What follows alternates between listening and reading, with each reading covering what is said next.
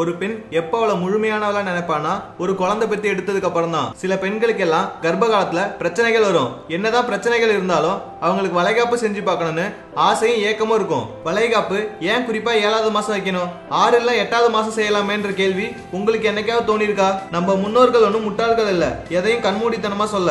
எல்லாத்துக்கு பின்னாடியும் நுண்ணறிவும் அறிவியலும் புதைந்திருக்கு. 7வது மாசத்துல ஏன் வளைகாப்பு வைக்கணும், அதுக்கப்புறம் முக்கியமா ஏன் கணவனை பிரிஞ்சு இருக்கணும், அதுக்கு எல்லாம் ஒரு முக்கியமான காரணம் இருக்கு. அது என்ன காரணங்கிறத பத்தி தான் நாம இந்த வீடியோல பார்க்க போறோம்.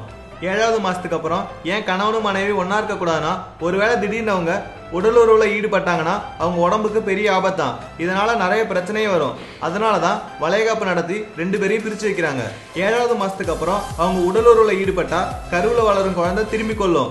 அது மட்டும் இல்லாம பிறக்கும் குழந்தைக்கு வளர்ச்சியில குறைபாடு ஏற்படும் மருத்துவர்கள் சொல்றாங்க. கர்ப்பிணி பெண்களுக்கு மனதைரியம் ஊட்டத்தான் வளைகாப்பு நடத்துறாங்க. அதுல ஏன் நிறைய குழந்தை பெற்ற பெண்கள் கலந்துக்கிறாங்கன்னா, நாங்க எல்லாம் இவ்வளவு குழந்தை பெற்று ஆரோக்கியமா இருக்குன்னு கர்ப்பிணி பெண்ணுக்கு காட்டுறதுக்கு தான்.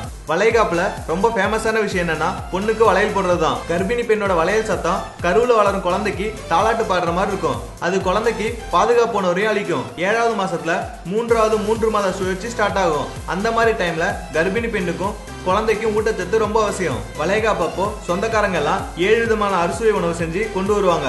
அதை நல்லா சாப்பிட்றதுனால கர்ப்பிணி பெண்ணுக்கும் வயிற்றுல இருக்கிற குழந்தைக்கும் எல்லா ஊட்டச்சத்தும் கிடைச்சி ஆரோக்கியமா இருப்பாங்க.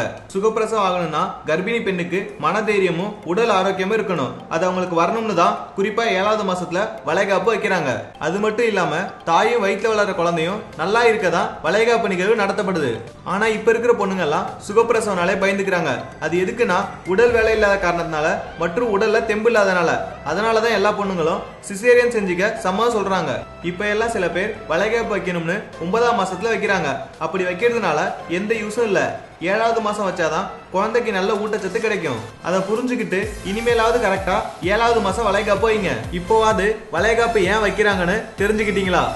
அடுத்த வீடியோ பார்க்கறதுக்கு முன்னாடி கீழே இருக்கிற சப்ஸ்கிரைப் பட்டனை கிளிக் பண்ணி எங்க தமிழ் கேர் சேனலை மறக்காம சப்ஸ்கிரைப் பண்ணுங்க.